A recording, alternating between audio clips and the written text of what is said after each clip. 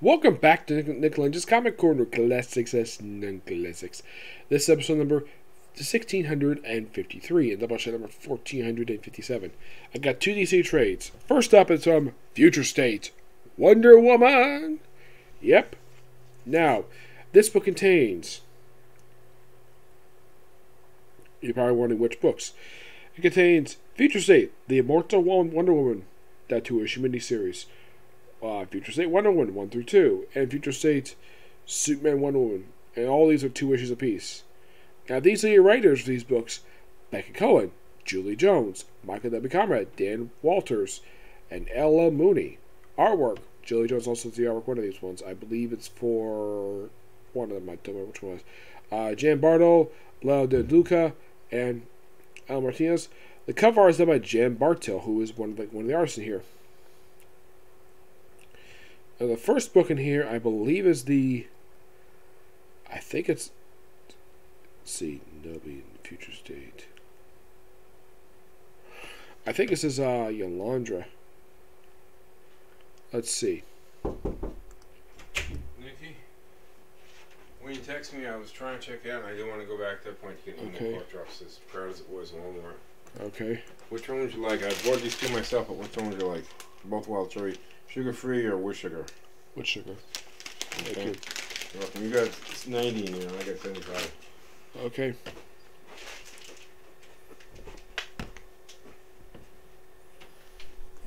Buses work out for you today? Yes.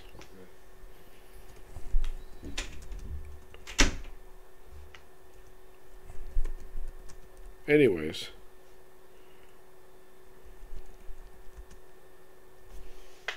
Yeah, let's see. Nebula, Future State. This might be... I think this is the Immortal Wonder Woman I was thinking.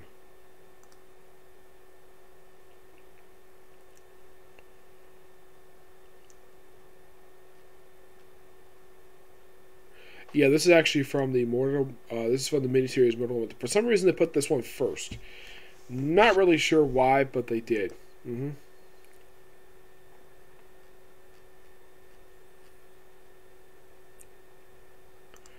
Yeah, they put the backup feature from issue 1 at first, and it's mostly her fighting, looks like Grell. Yes, it's this woman fighting a version of Grell and a version of Cersei. Yep.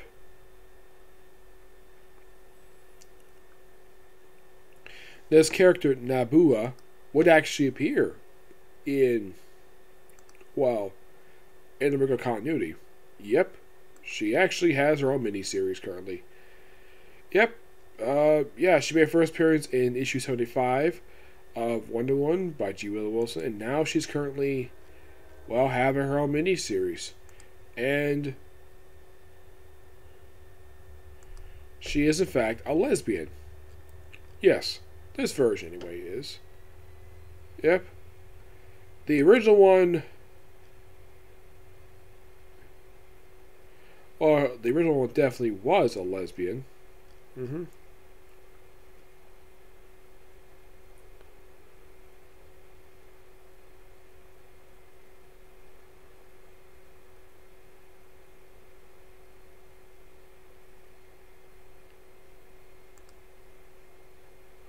As in the case of the original one of Nebula, she is black. Yeah, that's one thing they did not change by her. And there's no mention of her being a lesbian like she was in the previous continuity. Yeah, apparently she's supposed to be the older sister of Diana. Yes, but in the regular continuity, she... there's no mention of her being the older sister of Diana. Nope.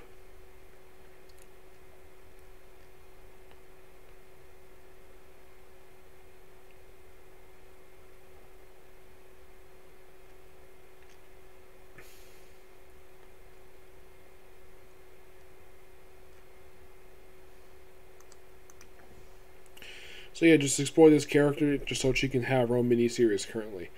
I like that. It's a pretty interesting story for Nebula. And then you have the Julie Jones from Future State Wonder Woman. Yep. Yep, and this is all Julie Jones artwork. Yeah, she's have Catwoman to do this, and currently she still is the writer and artist for the book that came right after this one. Yep, this one's called Hell to Pay. Now, this book is technically, I believe, her very first appearance. Excuse me. Yes, I believe it was.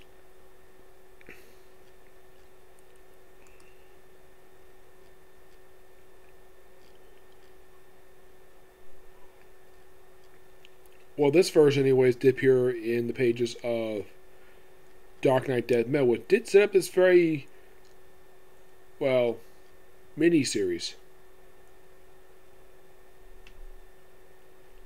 So apparently the character is inspired by a model named Sarah Morera. Like, okay, wow. Gotta admit, very lovely woman she is. But don't worry, Yon 4 does exist in current continuity, and she is currently Wonder Girl.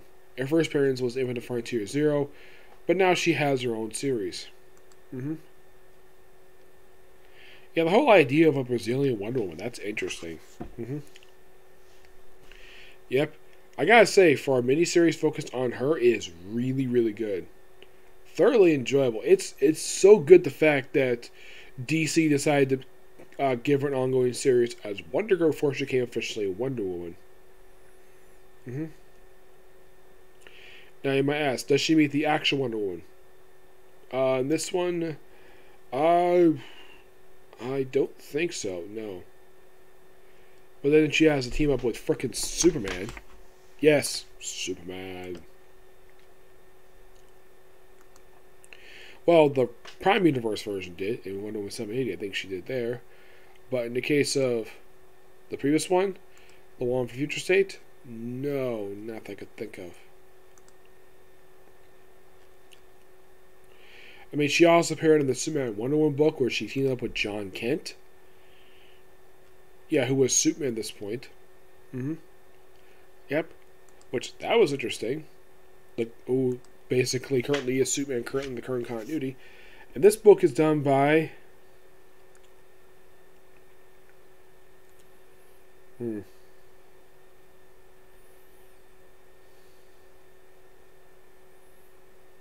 It's not Julie Jones, surprisingly.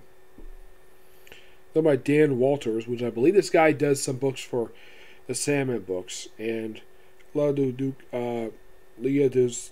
Del Duca, I think it's pronounced. Yeah, it's basically their version of the world's finest book. Yep. Basically, them working together, become partners. It's just really fun, this miniseries. Just like the Wonder Woman, which, in my opinion, and I do agree with the opinion on the Wonder Woman, the Future State Wonder Woman book. It is by far one of the best books of Future State. Yeah,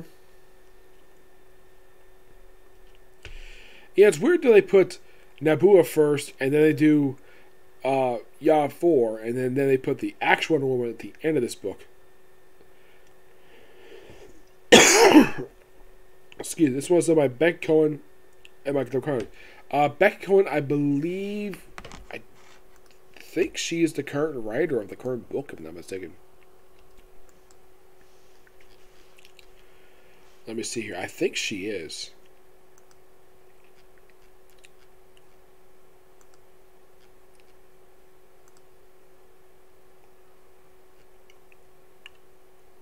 Actually, this is the creative team of the. This is actually the writers of the who are the current writers of Wonder Woman. Yep. I gotta admit, have Becky Cohen basically write Wonder Woman. It's a good idea. I mean, I like some of the stuff she did with Black Canary. I mean, these are the books she did aside from this. I mean, she worked on a few issues of Batman, Josh Williamson. She did work on the backup feature for Action Comics. Well, aside from Future State, Immortal, Wonder Woman, and Superman Worlds of War, she did the popular Gotham Academy series, which, in my opinion, should not have been canceled. And, of course, she did a story for the Frontier, the Midnighter Annual, and she's currently Wonder Woman. So, I gotta say, excellent choice for one of the people behind Gotham Academy doing Wonder Woman. That's a good idea. And You can kind of say this is her trying the character out for these 2 issues before she eventually got the ongoing series. And I gotta say, she did a really good job. Have my Darkseid, which is reminiscent of the Joshua Robinson run, which she did do that in there. Yep. In Return to the Future, finding it looks like seeing an older version of Superman, the original Superman, not his son John. And then she meets up with the frickin' Spectre. Yes. Now, it's implied the Spectre might actually be Steve Trevor. Yeah. Which I'm like, really? I'm like, when the heck that happened? Well, actually, it's not Steve Trevor. I thought it was. Nope, it was actually Jim Corrigan, the original Spectre. Which, as far as I can tell in the current continuity, he is still very much alive. Well, he was. Yeah, even the Frontier killed a lot of people off for no reason. Now he's dead too. I'm not really sure why DC killed him off. Yeah, I didn't realize that. Come on, he got killed in issue 0?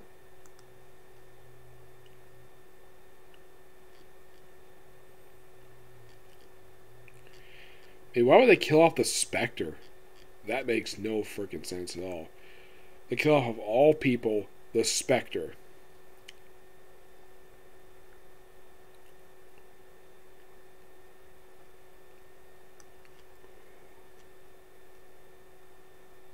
Apparently they kill off him, the Phantom Stranger, Highfather.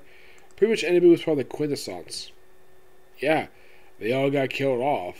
So a group created by Scott Snyder, well, technically the original version was Mark Waid, but yeah, the version Scott Snyder brought in, yeah, they're all dead.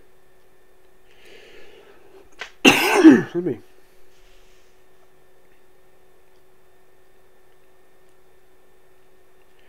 And I think they all got killed by frickin' Darkseid. Which begs the question of why.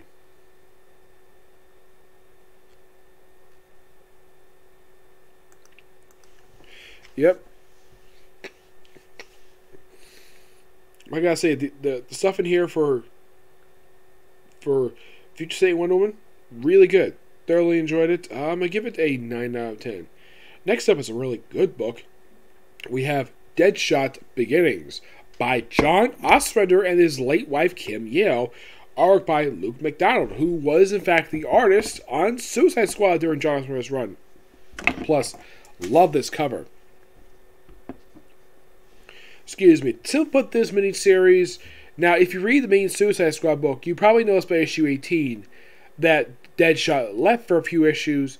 He left that issue, came back around issue 25, when he killed the corrupt Senator Michael McClane, I believe his name was, who actually appeared on the Arrow TV show, played by Agent Clayton from JAG.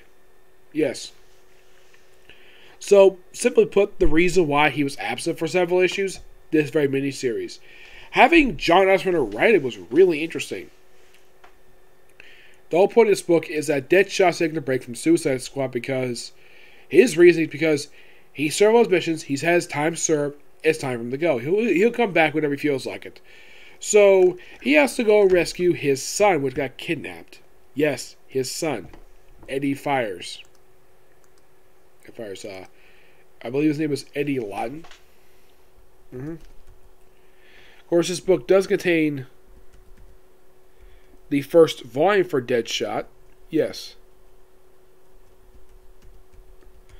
Which, by the way, it was like 4 issues this one was. Yes. There is a second volume for this thing. Also 4-issue miniseries, but that came out in 2000 by Crystal's Gage. Yep. Of course, this book was famous for introducing, get this, Deadshot's Deadshot's wife. Yep. Yeah, pretty much this book was all about developing, well, Deadshot. Yep, it also introduced his son, Eddie Lawton, who got killed off in this miniseries. Got introduced in issue 2, got killed off the following issue. He got killed by a frickin' pedophile. Yes. I'm not really sure why Oswald did this for. I mean, he introduced the son of DC's most popular assassins, and you have him get killed off. Of course, he's a little boy. He's younger than Grant Wilson. By the way, I believe this miniseries came out, I think it was just about 7 years after New Teen Titans came out.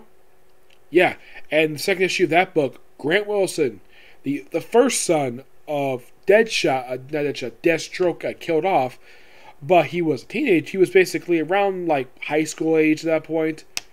This is a little boy, about 10, 11 years old. Here he gets killed by a freaking pedophile. Oh, by the way, what does Deadshot do when the pedophile meets up with him? He shoots him to death. Yep. He's like, "Are you Wes?" "Yes." Pow, pow, pow. That's what he does to the guy who murdered his son. And then he goes back to prison. Oh, and by the way, the whole miniseries up until the final issue, he never wears his mask. Also, his mother is a terrible person. Oh my gosh, his mother is freaking terrible.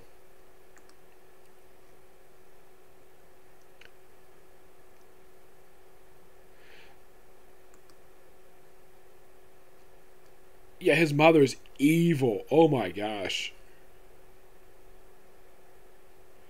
Yeah, Deadshot could not stand her at all. So he just shot her, but not killing her. Oh no. He put her in a wheelchair. And he says to her, "Now you and Dad match." That's literally what he said right after he shot his own mother. Yeah, it's almost like you read this miniseries like, wow, John Arthur basically wrote Deadshot be trigger happy in this book. I mean, first he shoots his mom, then he kills his son's murderer in a very violent fashion, and he goes back to Suicide Squad by the end of the miniseries. It's a good series. I got handed to Osborne. He did a great job with this thing. It was actually one of the few books the actors gave it alongside a Suicide Squad book, because you read, like, at the same time he was doing Suicide, he did this. He did Manhunter, excellent book. I highly recommend checking it out. And you also got Firestorm. Yes, he got the right Firestorm when it was coming out. The second volume, the one that lasted 100 issues. The one that was originally started by its creator, Jerry Conway. Yep, this book also contains not only the 4-issue miniseries Deadshot, but also, get this, it also contains a couple issues of the 10th Comics issue of Batman. Yes. For Batman, it included issue 369. I believe this was the issue that introduced Harvey Bullock. I believe so. Let me take a look here.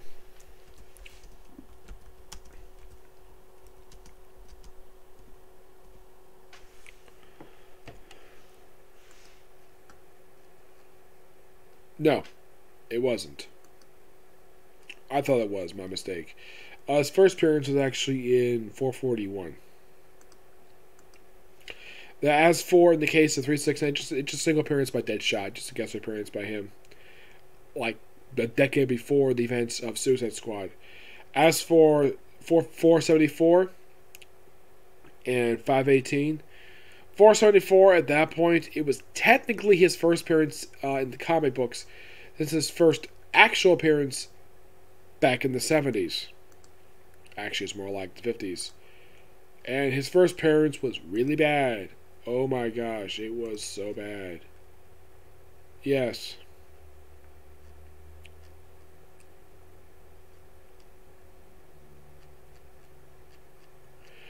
Yeah. But here's the thing. It is technically canon, that first appearance. But after that first appearance, aside from a quick cameo in an issue of Detective Comics, like, his next appearance was not for, like, a long time.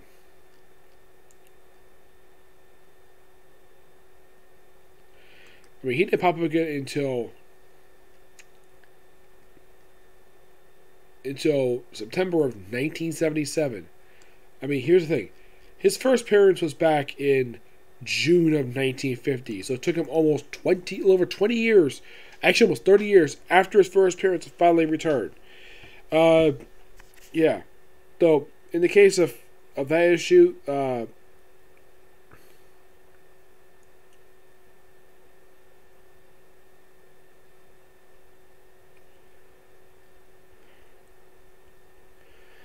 yeah, I guess DC threw in here because just his other appearances by frickin' Deadshot.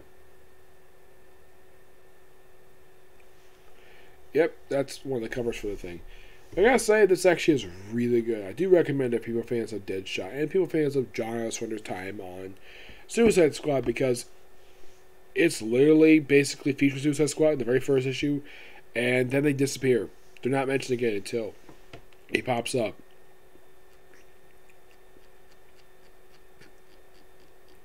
In our book.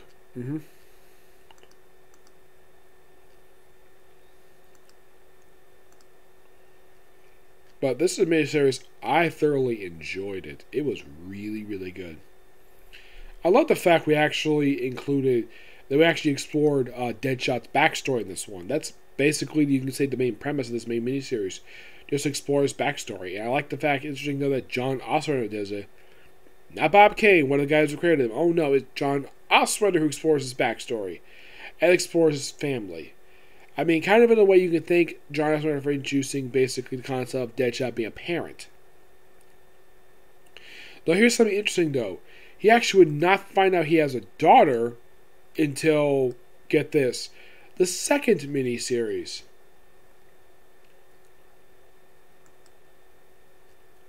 Yeah.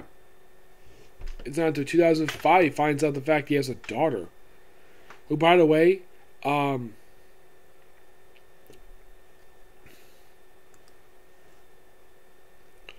Zoe herself would actually appear in the regular continuity. Yeah. Basically, Rob Williams brought her in. Yeah, after being absent for quite some time, she finally shows up.